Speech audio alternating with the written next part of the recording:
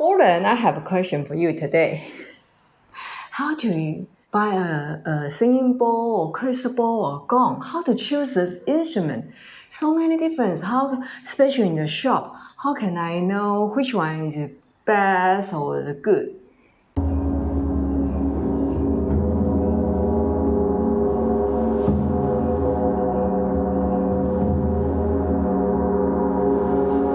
Well, it's a very good question. Yeah. And I think, Yiling, as we were just briefly discussing before we turned the camera on, that number one, we like our number 1, 2s and 3s, don't we? Number one. I think it depends where in the world you are. And number 2, it depends where in the world, where you are. Where are you in America? Are you in England? Are you What's in the difference? Because Taiwan? It's the instrument. And number 1, where are you in the world? And number 2, which of these instruments in particular are we talking about? Because that can affect your buying decisions and policies. Can you make it clear? I am in Singapore. Right. What's the difference with I am in Taiwan? What's the difference?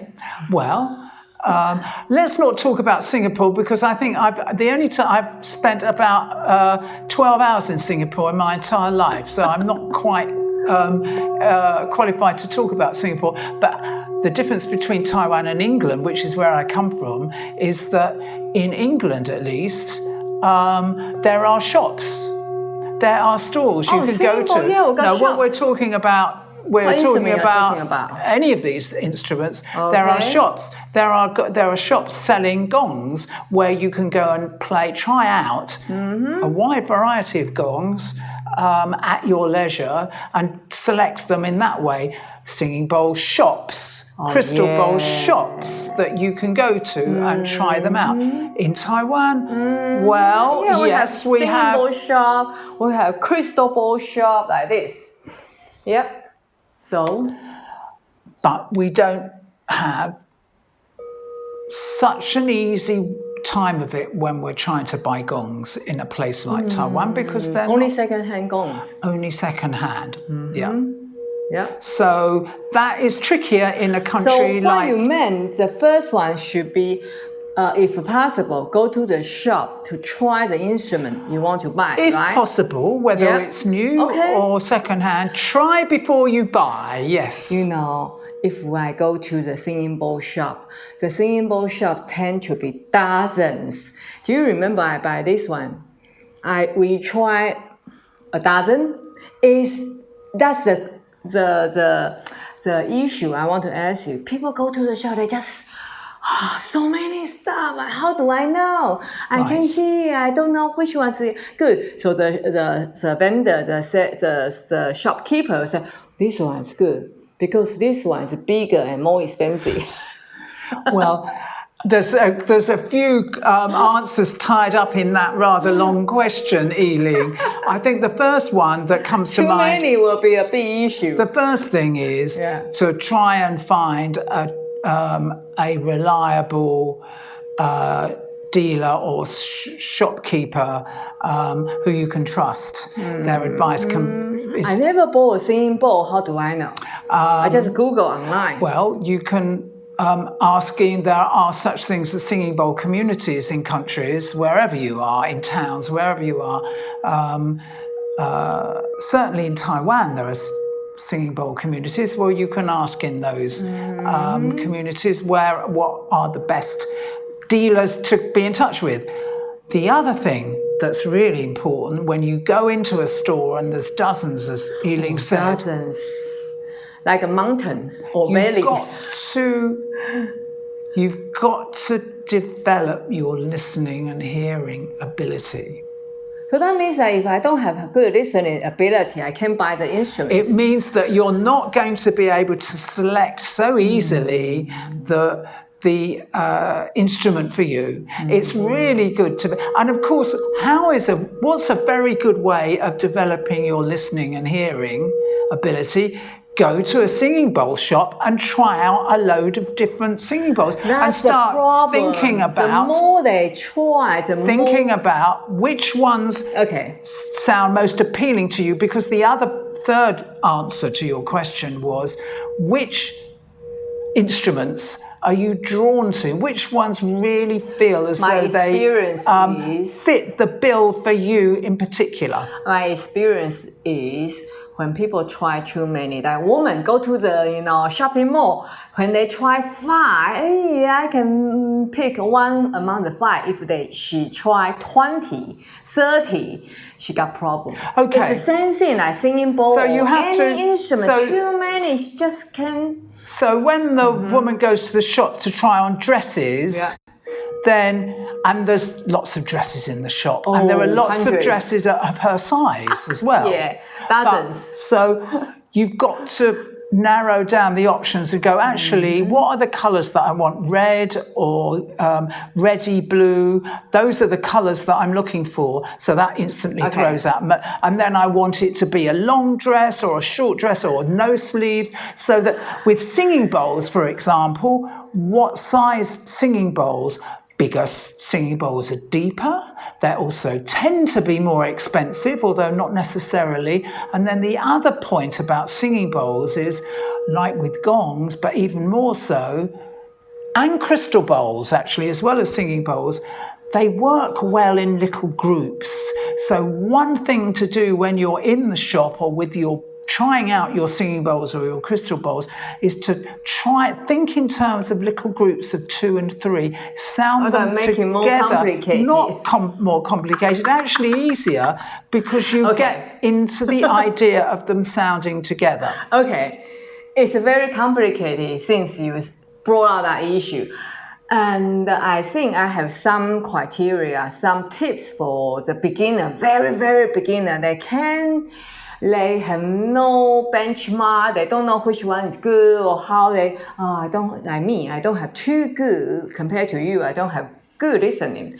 But one thing I can offer to the listener here is try the instrument. Very easy. Put your phone, strike it and see how long it sounds.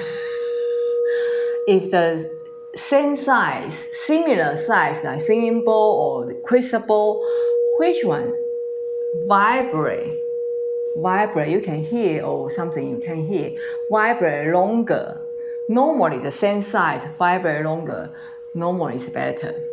That's a nice tip. Yeah. And number 2, although my hearing ability, listening ability not as good as Gordon, but strike the instrument and listen, if you can listen how many harmonics, like rich or just very boring, or you can hear carefully, this instrument got many different... Do we know what harmonics are? This is the various layers of sounds that they create from the bass tone, and we can hear this. It's rather like drinking a glass of wine and or eating a piece of chocolate and getting different dimensions of taste. So different dimensions of sound. And the complexities of these can be really beautiful, the harmonics. Yeah.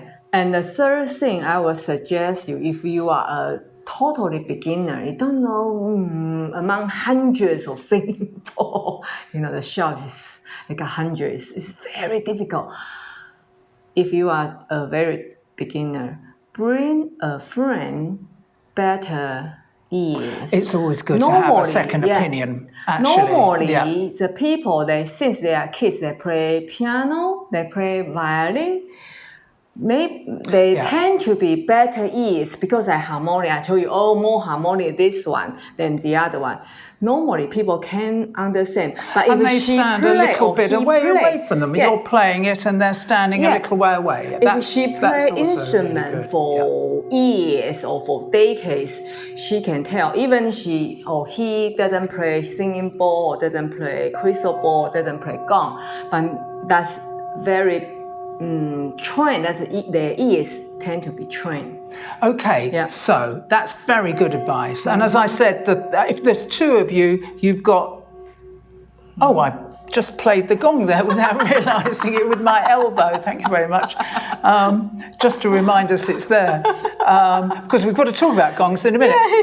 But the idea that the second person, who's your friend, can actually step away from you and get a feeling for what it's like further away. Yeah, which you are is not also totally really lost useful. in the hundreds or dozens of instruments. That's really easy to lose. That's very helpful. Yeah. Now, with gongs, and this is also true of these other instruments, but particularly for gongs, because in a place like Taiwan, there aren't gong shops that you can go to and try out gongs.